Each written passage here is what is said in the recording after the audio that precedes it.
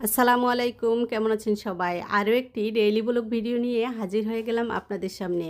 আশা করি সবাই ভালো আছেন। যারা এখনও আমার চ্যানেলটি সাবস্ক্রাইব করেননি, দয়া করে চ্যানেলটি সাবস্ক্রাইব করে দিবেন আর আমার সাথেই থাকবেন। চলুন আজকে কী রান্না করি শেয়ার করব আপনাদের সাথে। ছোট মাছগুলোকে আমি কেটে ধুয়ে পরিষ্কার করে নিয়েছি। এখন একটু আমি ভেজে নিব।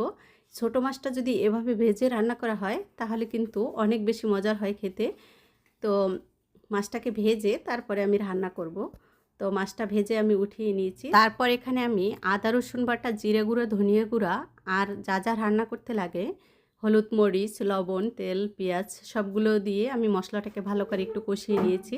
তারপর আমি এখানে দিয়ে দিয়েছি বেগুন এবং আলু কুচি। বেগুন, আলু কুচি এবং টমেটো দিয়ে যেহেতু ছোটো মাছটা রান্না করব, তো আগে থেকে আমি বেগুন এবং আলুগুলোকে একটু কষিয়ে নিচ্ছি।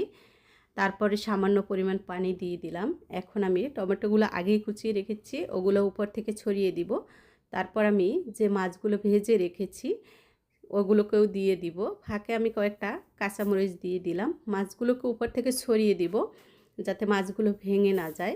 বেশি নাড়াচাড়া করব না, হালকাভাবে নেড়ে চেড়ে মাছগুলো যেহেতু আগেই ভাজা, তো রান্না করতে বেশি সময় লাগবে না।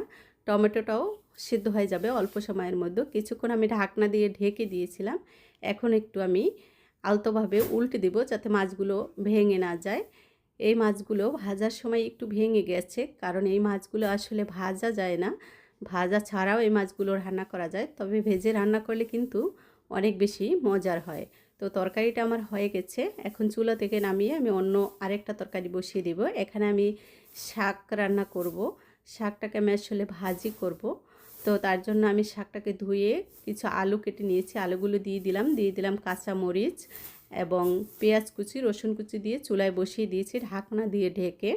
কিছুক্ষণ পর শাকটা আমার সিদ্ধ হয়ে গেছে। এখন একটা ডালঘুটনির সাহায্যে আমি শাকটাকে একটু মিক্স করে নিব।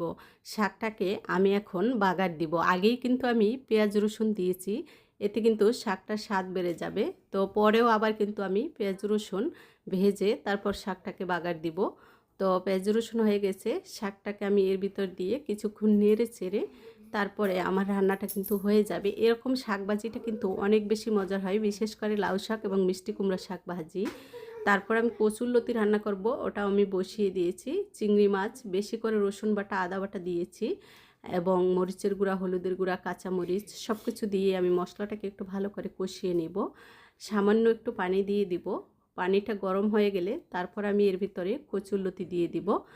ঠান্ডা পানির ভিতরে কচুরলতি দিলে কিন্তু গলা চুলকানোর একটা সম্ভাবনা থাকবে। পানিটা যখন গরম হয়ে আসবে তখন কিন্তু লতিটা দিতে হবে। লতিটা দিয়ে আমি কিছুক্ষণ ঢাকনা দিয়ে ঢেকে রাখবো।